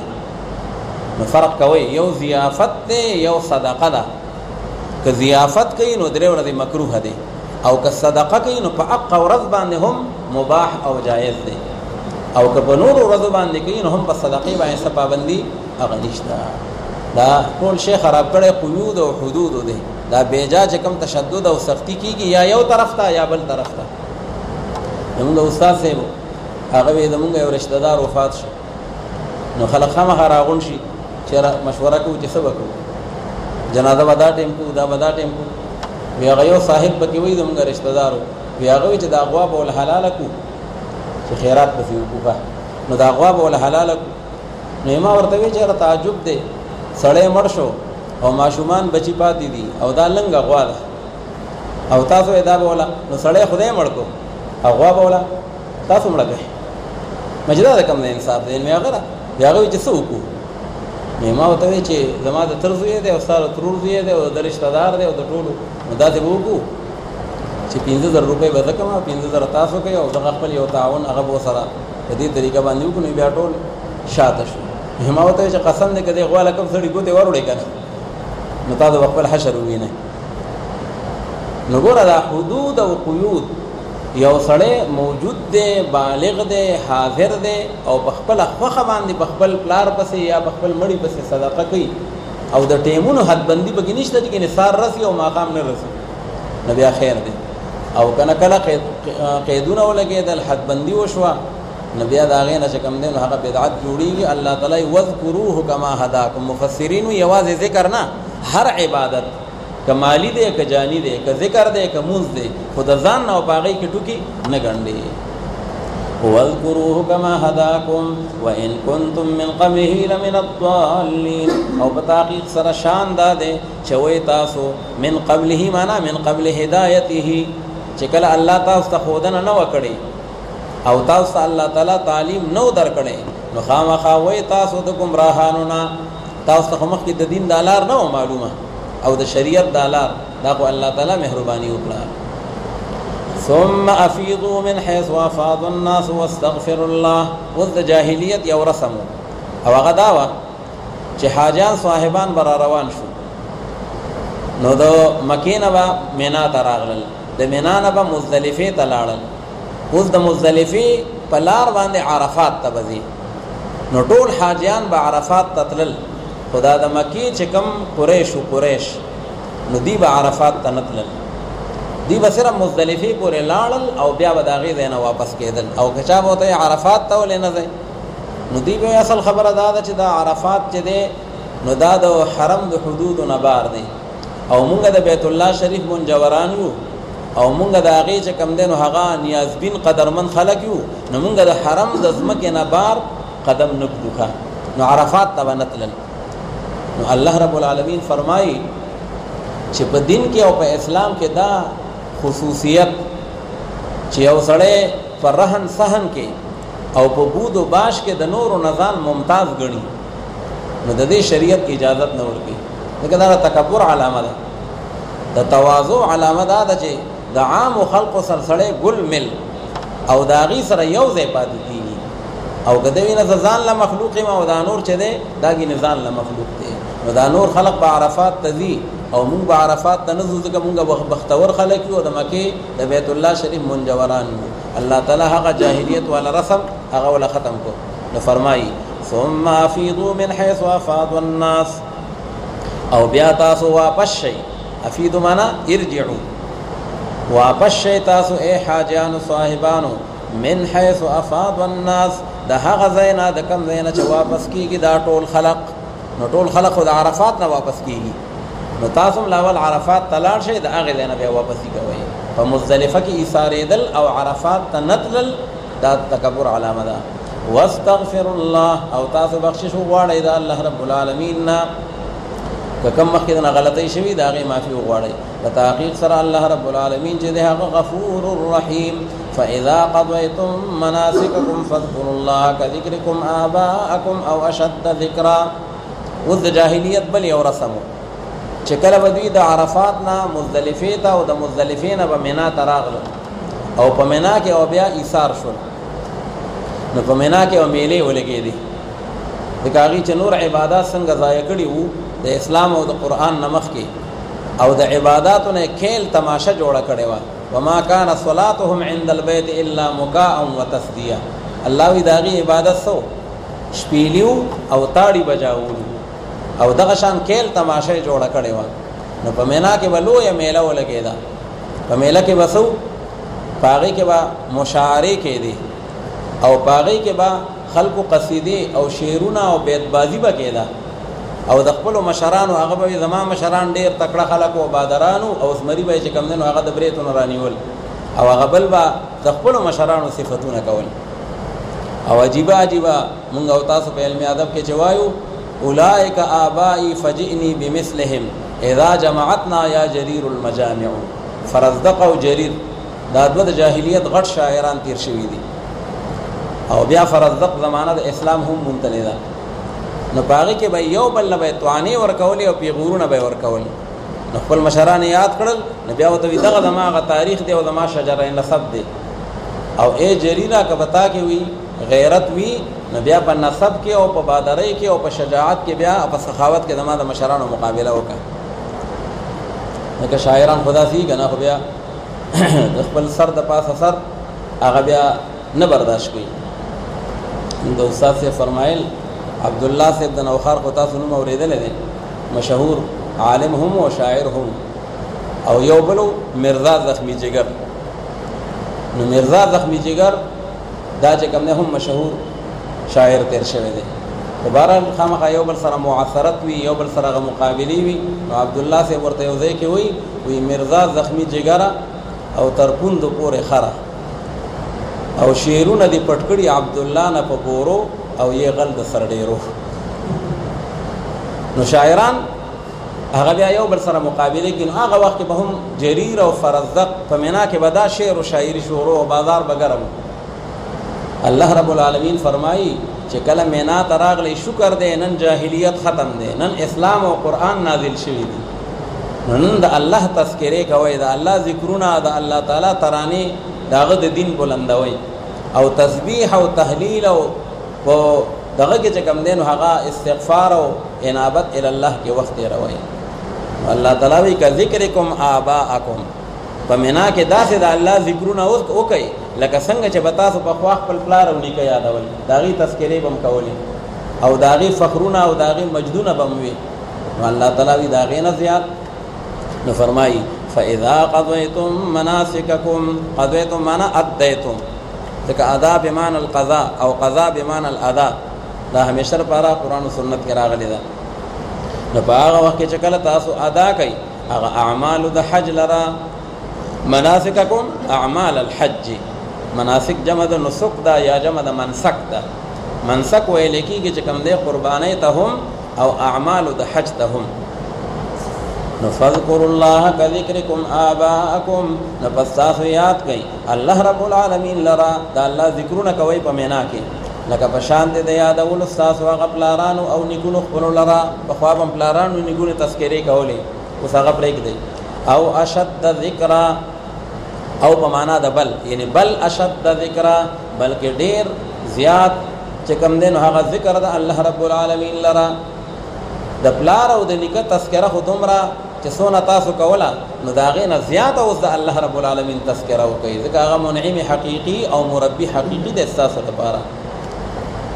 اشد ذکرا د اشد چې دی دا د ذکرن نه حال واقع شوی دی یعنی او ذکرا اشد یا د الله داسې ذکر وکړي په حال د کون د هغې کې چې هغه ډېر سخت دي د هغه تذکرې د پلار او د نیکه نه د هغې نه ډېره زیاته تذکرې خو دا نحوه کې یو قانون دی وایي چې کله ذوالحال هم منکر وي او حال خو به منکر حال خو همیشه لپاره نکرئ او ذوالحال هم منکري نو بیا تقدیم د حال په دغه ذوالحال منکر باندې واجبون دا واجب دی ځکه که چېرې تقدیم د حال ونشي نو لازم بشي التباس د حال د صفت سره لکه که دلته یې داسې ویلی وي چې او ذکرا اشد ده نو یو استاد به وي چې ذکرا موصوف او اشد ورله صفت او بل استاد به وي چې ذکرا ذوالحال او اشد تینا حال نو پته ونه لګي چې دا حال دی که دا صفت دی او چې کله تقدیم وشو نو اوس به هر سړی وایي چې دا حال دی او دا صفت نه دی ځکه صفت تابع دی او والتابع من حيث انه تابع لا يتقدم على المتبوع صفت خو بیا په موصوف باندې نه مخکې کېږي نو چې دا مخکې شو نو پته ولګي دا حال دی او دا صفت نه دی او اشد ذکرا فمن الناس من يقول ربنا آتنا في الدنيا اوس الله رب العالمین فرمایي چې حاجیان صاحبان مختلف دي حاجیان چې الله تعالی نه دعاګانې غواړي سنې هغه دي هغه صرف د دنیا دپاره درخواست کوي خدای پاک مال راکې او ډېرې پیسې راکې او بنګله راکې او ګاډۍ راکې بس صرف د دې باره کې هغه فکرمند دی او د خپل آخرت باره کې چې خدای د ما قبر ښه کړي د ما آخرت ښه کړي دې ګاډو الله تعالی نه درخواست نه غواړي نو سنې خلق خو داسې دی او سنې حاجیان داسې دي که دا یو بند کړئ نو دا یو وښیي دا غالبا دا بجلي بیا ځي دا یو بند کړه د برې هغه به لګېدلی بره لګېدلی دی بره لګېدلی بره به لګېدلی چې بجلي لاړه شي بیا دا یو بندوئ نو هغې ته به لږ کار کوي بیا نو الله تعالی وی حاجان سنې هغه دي صرف دنیا دپاره درخواستونه کوي او سنې هغه دي چې هغې وي ربنا آتنا فی الدنیا حسنه وفي الآخرة حسنه هغه د دارینو سعادت غواړي او الله تعالی وی هغه حاجان زنده‌باد دي اولئک لهم نصیب مما کسبوا چې کم دی نو هغه یعنی دې باندې دغه بندوئ نو الله تعالی فرمایي د هغې دپاره کامله برخه ده او د هغې دپاره یعنی ثوابونه او بدلی دي د الله په جناب کې. دنه معلومه شوله چې انسان که دعاګانې غواړي نو د دنیا دپاره دعا غوښتل څه بد نه دي، خو زیات توجه چې لري نو هغه به آخرت ته لري. حضرات مفسرین فرمایي وی ډېر خلق داسې بزرګانو پسې ګرځي جی ما له تعویذ وکړه او جی ما ته وظیفه وښیه او جی ما ته چې کوم دی نو هغه اوراد وښیه. مقصد یې صحیح چې دا کاروبار مې ډېره ترقي وکړي ښه، او مقصد یې صحیح چې یاره زما چې کوم دی نو هغه د دنیا څه منصب او د دنیا څه عهده او د هغې څه مال دولت ما ته میلاو شي. دې صرف د بزرګانو دا خوا یې دې لپاره راټینګه کړې ده او دې لپاره نه چې یاره ما ته سره ایمان ترقي میلاو شي او زما څه قبر او آخرت چې کوم دی نو هغه مزین شي او ښایسته شي. نو دا ښه عمل نه دی. په کار دا ده چې څنګه هغه حاجیان چې هغې دنیا هم غواړي آخرت هم غواړي، نو په کار دی چې دی هم د هغې دپاره اوراد کوي، وظایف کوي، خو هغه یوازې د دنیا دپاره نه، د دنیا او د آخرت د دواړو دپاره. نو الله تعالی بیا منا کې چې کوم دعاګانې غواړي نو فمن الناس من یقول ربنا آتنا فی الدنیا، پس بعضې په دغې خلقو کې او په دغې حاجیانو کې هغه څوک دي چې هغه وایي دا چې ای پروردګاره زمونږه راکې ته مونږ ته په دې ژوند د دنیا باندې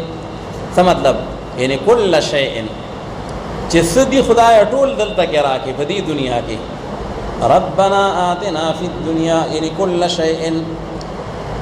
وما له فی الآخرة من خلاق، او نشته دی د ده لپاره په آخرت کې من خلاق یعنی من نصیب څه برخه، ځکه دې آخرت غواړي نو چې نه یې غواړي نو الله تعالی به ورله برخه څه ورکړي. نو یو خو داسې حاجیان دي. ومنهم من یقول ربنا، نو یو فرقة مذمومة فی القرآن او یو فرقة ممدوحة فی القرآن.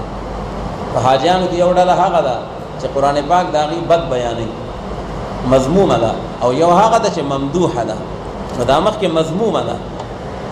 او دا وروستو فرقه چې اوس کوم بیانېږي نو دا هغه ممدوحه ده، د دې مدحه شوې ده. ومنهم من یقول ربنا، او بعضې په دې حاجیانو کې هغه څوک دي چې هغه داسې وایي چې ای پروردګاره زمونږه راکې ته مونږ ته په دې ژوند د دنیا باندې حسنة نیکي وفي الآخرة حسنة، او په آخرت کې نیکي. اوس د نیکۍ نه څه مراد دی؟ دنیا کې هم نیکي غواړي او په آخرت کې هم نیکي غواړي. نو یاسن حضرات وایي چې حسنة په دنیا کې نیکي یعنی صحة و نعمة، او په آخرت کې نیکی یعنی عفوا و مغفرتا.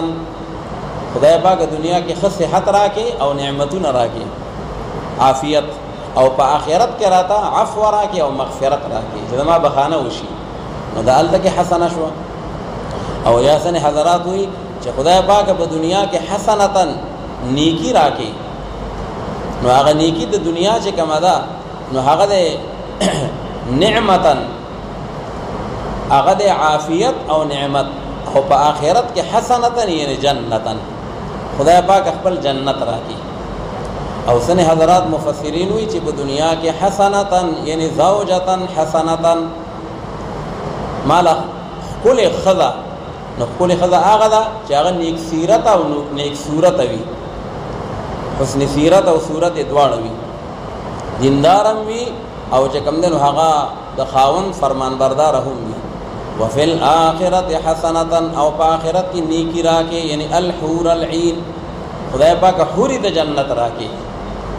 دنیا کې مراته ښه کور راکې، ازدواجی زندگی میں د اطمینان وي، او په آخرت کې راکته د جنت هغه حورې راکې. نو دا ټول تعویلات او دا ټول چې کوم معانی قرآن حکیم مختصر لفظ ویلی دی او دا په ټولو باندې صادق دی. وقنا عذاب النار، او بچ کې مونږ له خدای پاک د هغه اور د جهنم نه. نو یا خو هغه اور د جهنم دی، او چا چې دا دریم تعویل کړی و دنیا کې نیکی ښکلې ښځه او آخرت کې نیکی حور عین، او وقنا عذاب النار وی المرأة السوء، خدای پاک د اور د جهنم نه بچ کې د ناکاره ښځې نه مې وساتې. عذاب النار وی دا ناکاره ښځه ده.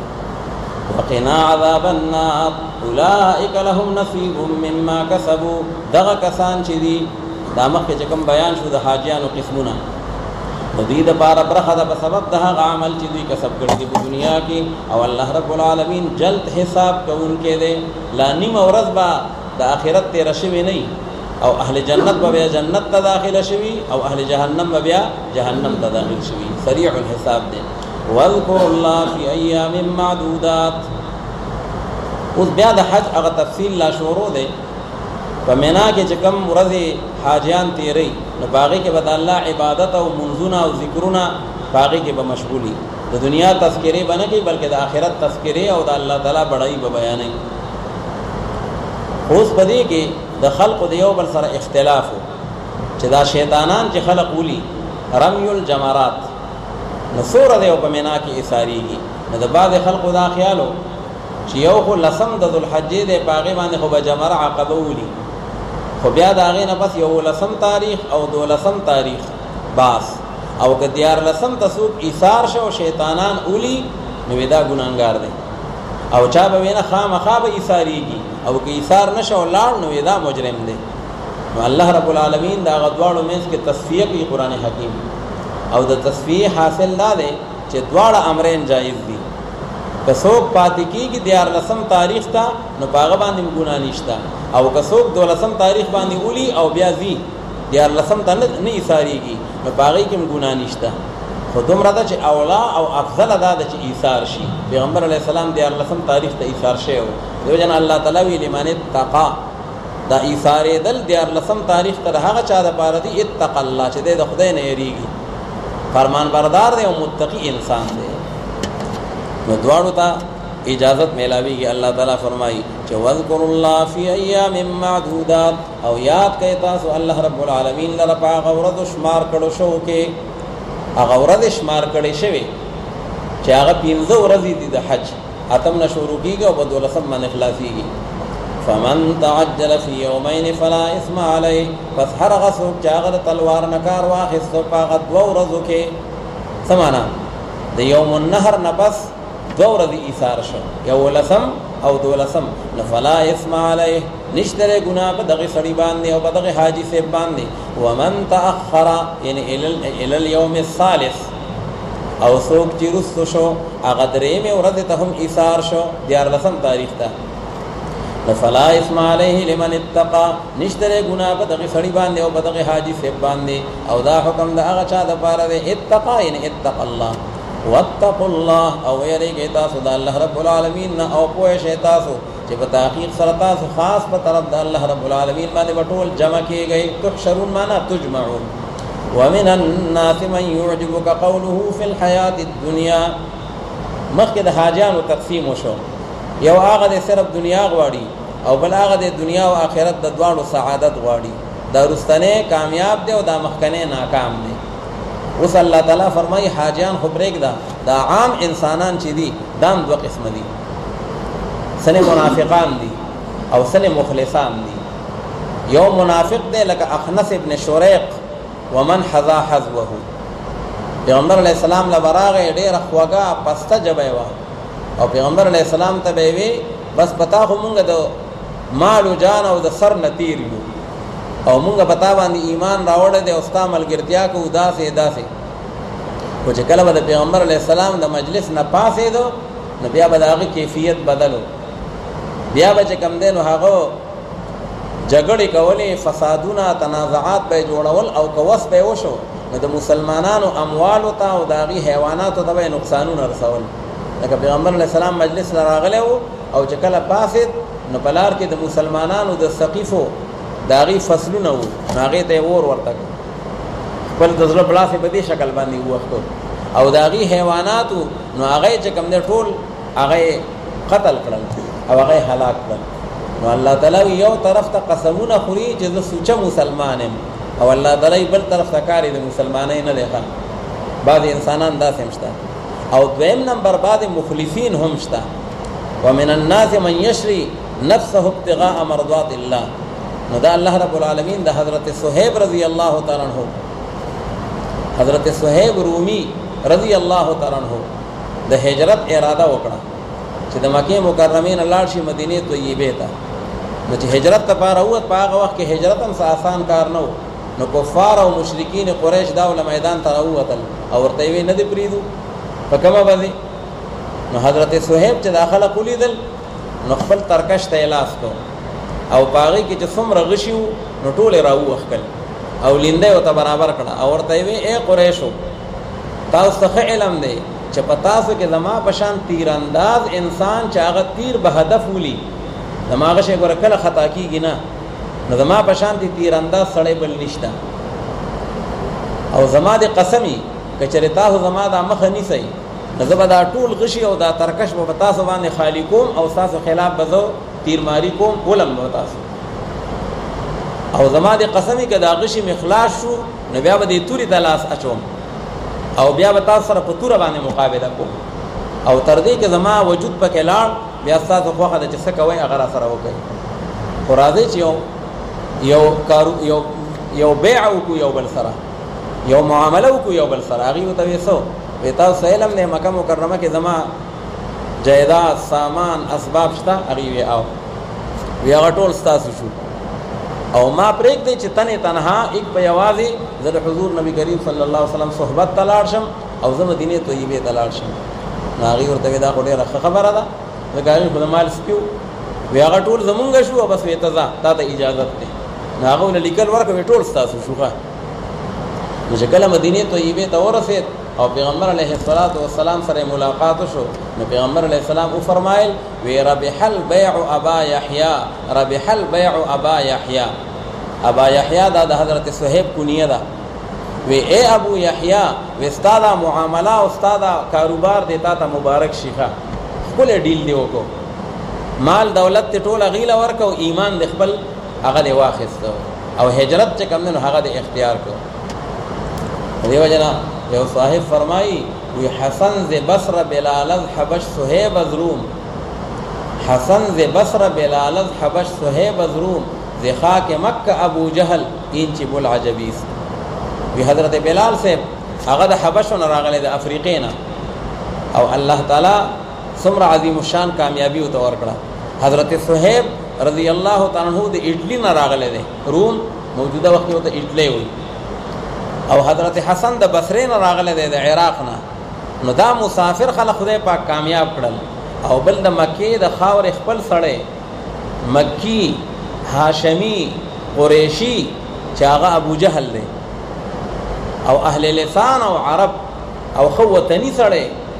نو هغه چې کوم دی کافر د دنیا تیر شو کین چې کول عجبیس دا عجیب خبره ده دغه چې ایمان او هدایت چاته نصیب کول دا الله رب العالمین په اختیار کې دي نو الله وی حاجانم دو قسم دي خدا عام انسانانم دو قسم دي یو منافقین دي لکه اخنس ابن شریق پشانته او بل چې کوم دی نو هغه مخلصین دي لکه حضرت صہیب رومی رضی الله تعالی عنہ پشانته نو فرمایي ومن الناس من يعجبك قوله في الحياة الدنيا او بعض په انسانانو کې هغه څوک دي چې په تعجب کې غورځي تعالی را وینا د هغه په دې ژوند دنیا باندې چې کله د دنیا خبرې کوي دا څه پس دې خوږی مزیدار خبرې کوي تبو تسم غاخونو کې چې کوم دې ګوتی ونی سي ويشهد الله على ما في قلبه او دې گواه کوي الله رب العالمین لره په هغه سبان دي چې په زړه د کې دي سمانا دې قسمونه خوري خدای گواه کوي چې دا ثواب دا زما فضل کې دي چې تا سره میمینه دا او اسلام سره میمینه دا او رسول الله مبارک سره محبت دی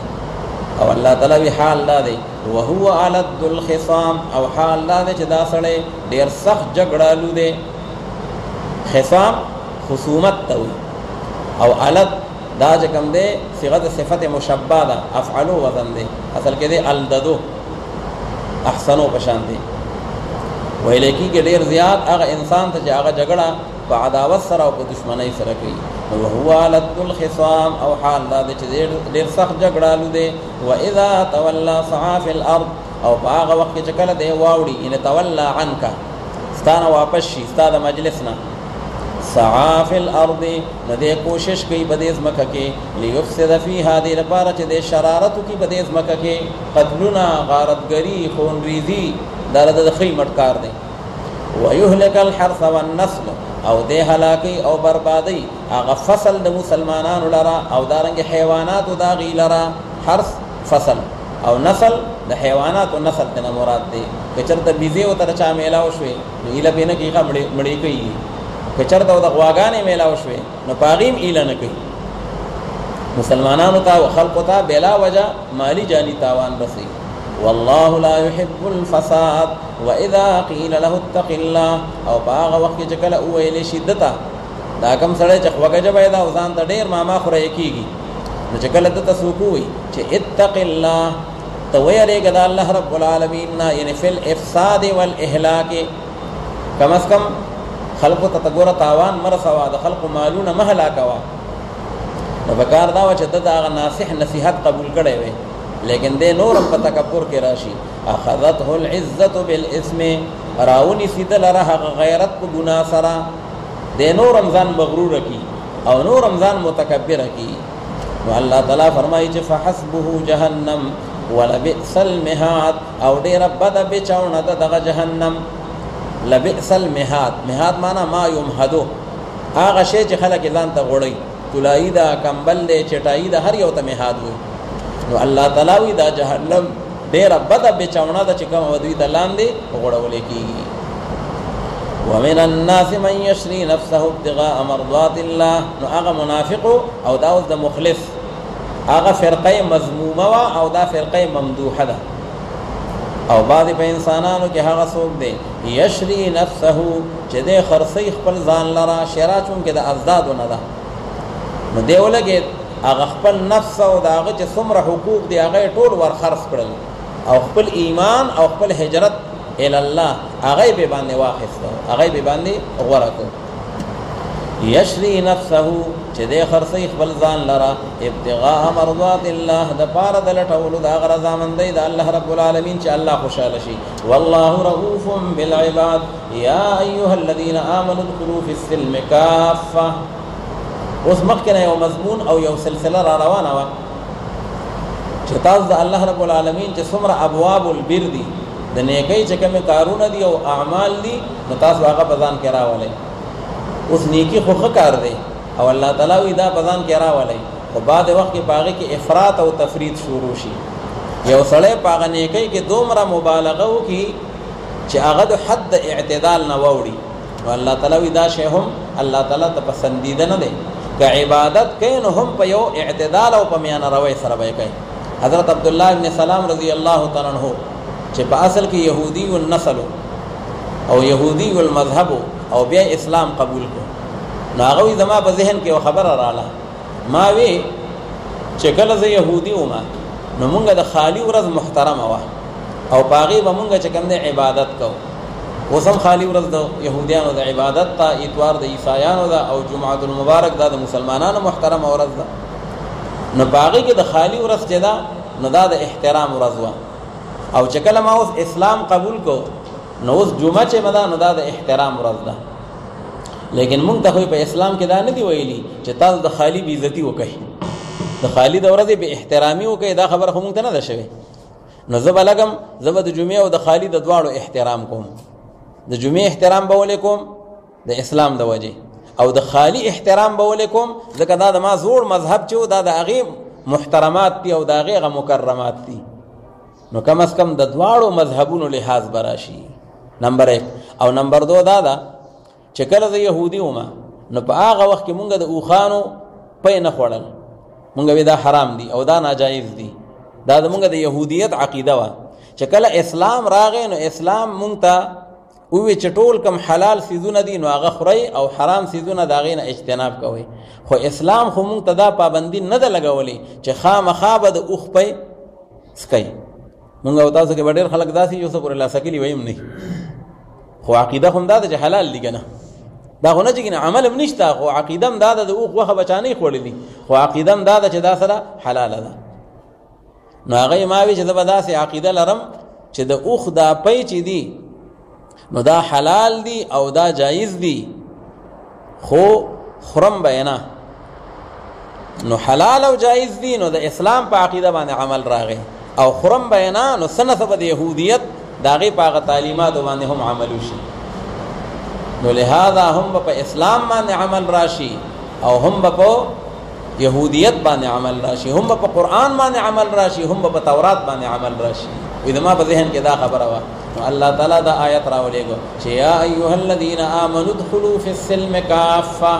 الله یې پورا په اسلام کې داخل شي آدھا تیتر آدھا بټیر داسې نه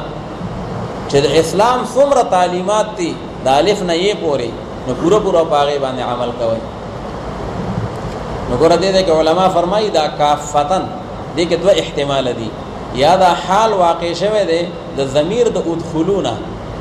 او یا حال واقع شوی دی د سلمنا فی السلم. سلم وی اسلام ته،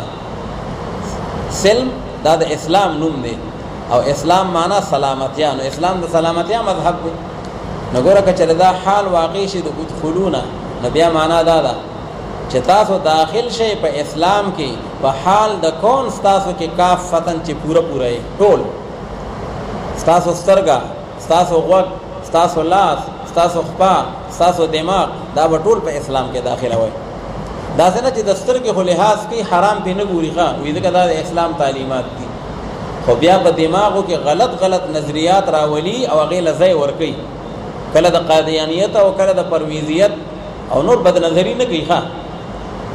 وی بس یاره زه خو چې کله د قرآن حکم مې اورېدلی دی چې قل للمؤمنین یغضوا من ابصارهم، نو چېرته ما غیر محرمو ته نه دي کتلي، خو په دماغو کې غلطې نظریې له ځای ورکړی دی ښه. او یا لاس چې دي نو هغه د حرامو نه منې کوي، یا د غوږ حفاظت کوي خو د ژبې حفاظت نه کوي. نو الله تعالی وی دا طریقه خطا ده. کافتن معنا تاسو پوره پوره سر نخپو پورې ټول په اسلام کې ورداخل شئ. نو دماغ به هم د اسلام تابع وي او لاس او خپې او سترګې غوږونه دا به هم د اسلام د تعلیماتو او د احکاماتو د هغې مطابق وي. او که چېرې کافتن حال واقع شي د سلمن نه نو بیا معنا دا ده چې تاسو داخل شئ په اسلام کې په حال د کون د اسلام کې کافتن چې هغه پوره پوره دی، په پوره اسلام کې داخل شئ، په پوره اسلام کې. لکه نن سبا مونږ مسلمانان په اسلام کې داخل یو خو په پوره اسلام کې نه یو داخل، په نیم اسلام کې داخل یو. مثلا په عباداتو کې خو مونږ اسلام منو، روژه وایي چې څنګه د قرآن حکم دی هغه شان به کوو، حج نو بیا د عالم نه تپوس کوو چې دا حج وشو که ونه شو، دا اعتکاف مې وشو که ونه شو، دا مونځ مې وشو که ونه شو، عالم له راځو. خو که کله بیا د معاملاتو خبره شي، د کاروبار خبره شي، او یا د بینکینګ د نظام خبره شي، او یا د عدالتونو د قانون خبره شي، او بیا د حکومتونو د وزارتونو او د صنعتونو خبره شي، نو بیا په هغه ځای کې مونږ د اسلام تعلیمات نعوذ بالله شاته ارته وکړو. بیا مونږ وایو چې د اسلام وی د اسلام او د دین وی د هغې د سیاست سره څه تعلق نشته ښه. کرسۍ به څنګه چلوم، اقتدار به څرنګې چلو، قانون به په ملک کې څنګه چلو، نو دا د هر چا بیا خپله خوښه ده، که څوک سوشلیزم راولي او که څوک کیپیټلیزم راولي او که څوک بل ازم راولي او که بل قانون راولي. نو الله تعالی وی دا خبره غلطه ده، تاسو داخل شئ په اسلام کې خو کافتن چې پوره اسلام وي. که په نیم اسلام کې داخل شوي لکه نن سبا د مسلمانانو دا یو کمزوري ده چې صرف عبادات او مجموعي ته اسلام وي، خو معاملات او حکومت او قانون او عدالت نو دا د اسلام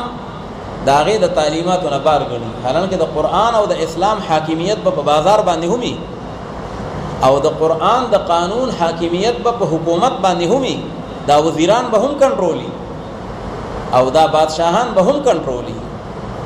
حاله به چې کوم دی نو دا پوره پوره اسلامي او دا به الله رب العالمین ته قابل قبول وي. او کنه دین جداو، صرف عباداتو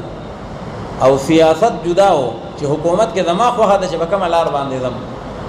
نو بیا به هغه د اسلام تعلیمات نه وي بلکې بیا به ظلم وي، بیا به خونریزي وي او بیا به ملک کې بدامني او فساد وي.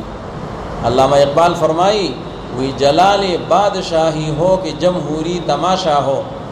جدا ہو دین سیاست سے تو رہ جاتی ہے چنگیزی. کہ دین د سیاست نه جدا شو چې په دین کې صرف مونږ مونځ او روژه او دس دا ګڼو او باقی معاملات او حکومت او سیاست دا ټول مونږ وایو چې باقی کې زمونږ خپله خوښه ده، نو دا غلط معتقد دی. مونږ او تاسو له په قرآن پاک کې راشي حضرت شعیب علیه السلام په قوم کې یو بیماری وه، شرک هم کو، خو یو عملی بیماری پکې دا وه چې ناپ تول کې به کمې او زیاتې کو، بل له ورکول نو هغه سپک ورکول، او چې کله د هغه نه اخیستل نو هغه درانه اخیستل. نو حضرت شعیب علیه السلام ورته وعظ او نصیحت وکړو، ورته وی ظالمانو دا ظلم مه کوئ، دا معاملات درست کوي دا خلق سره ظلم او دا چې کوم دی زیاته مکوي نو حضرت شعیب علیہ السلام چې دا و خطیب الانبیاء دا لقب دی خطیب الانبیاء د پیغمبرانو خطیب دغه هغه چې په وعده او نصیحت شروع کو نو په داسې عجیبه